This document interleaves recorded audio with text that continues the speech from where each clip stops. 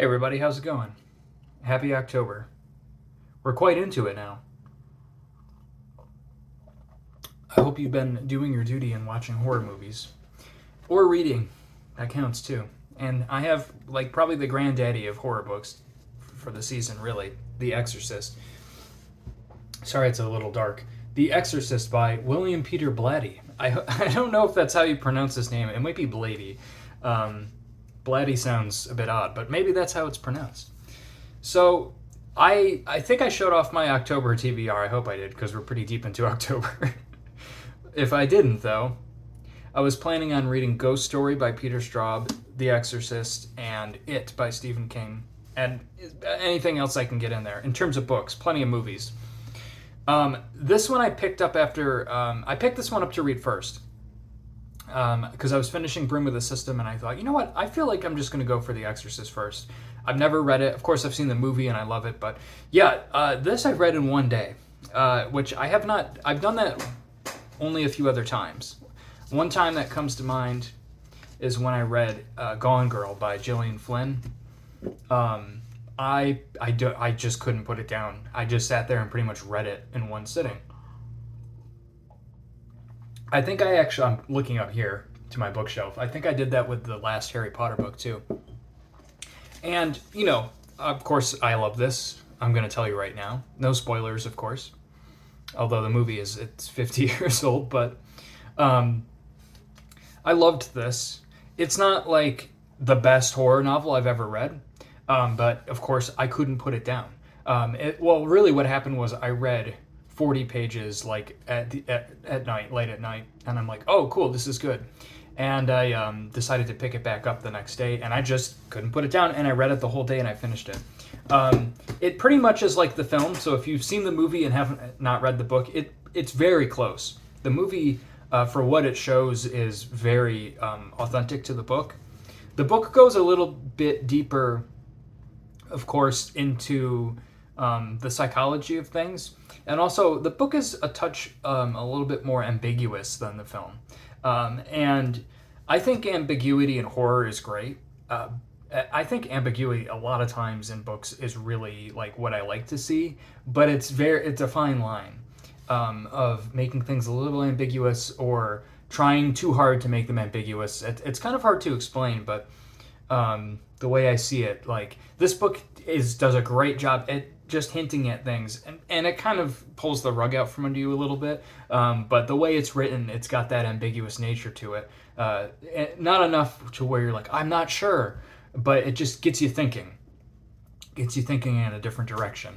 Not much scares me, so like the movie doesn't really scare me. And in general, exorcism sort of related films and stuff don't do much for me in terms of horror, but it is creepy. Like there are definitely there's disturbing moments. I'll say, like as you've seen the movie, most of the crazy, disturbing things in the film are in here, and if not all of them. And yeah, it's it's like a pretty dark novel at times. In terms of scare factor, like there are definitely a few passages that are like definitely creepy. It's a scary novel, I'll say. Let's talk about like the actual prose and everything. Okay, so here's the thing. I found this is a very dialogue heavy book. I realized like I was like 50, 60 pages in, and I'm like, wow, it's mostly dialogue. I'll say it's actually mostly dialogue in this book. So that actually probably keeps it moving. It keeps the pace moving very quickly. There's a slight downside to that. And it's not a huge negative. I don't want to turn you off or anything, but Blatty's dialogue is not the greatest, I find. Like, it's weird. This isn't like this isn't like pure literature, like masterpiece level thing, but Blatty's prose is quite beautiful. And there are a few instances in here that are totally quote worthy, like beautifully written. Particularly towards the back end of the book where the exorcism is taking place. But all throughout the book, there's some beautiful prose. It's just I find his dialogue isn't the greatest, and it's so dialogue heavy. The dialogue isn't consistently... The dialogue's never bad, in my opinion. It's just... It's like slightly pulpy sounding. And there's like a lot of like, late 60s, early 70s kind of like slang talk in here a little bit. That's not what bothers me. It's hard to explain. The dialogue is a little bit pulpy sounding sometimes, but then the rest of the bulk of the book is pretty heavy and yeah, I don't know. It's an odd thing. I don't know if other people agree with me or if I just read it. I don't know. But what that does tell me though is I'd like to read his other books and read stuff just to get more of that prose, because his prose is beautiful and there are some poignant passages in here for sure. Like I said, like things you're definitely gonna want to reread. There were a couple lines in here I was like, whoa, that was good. So yeah, it's very well written, and the dialogue, it's not like it's bad or anything. It's just something to nitpick. The rest of the book flies by and is crazy and wild and is oftentimes quite humorous. And I wonder if, like, it's not like this is a gut-wrenching comedy or anything, but I wonder, there's so much genuinely funny lines in here that I wonder if there was a sort of slightly satirical angle to things, perhaps. But yeah, there are some funny moments. This book is awesome. It's such a quick read that it's like an every year kind of read for me, I'd say. Talking really quick, this is the 40th anniversary edition, so I believe Blatty went in or Blatty, God, I've said his name so many times in this video now, went in and added a few things, like I know that like there's just minor changes.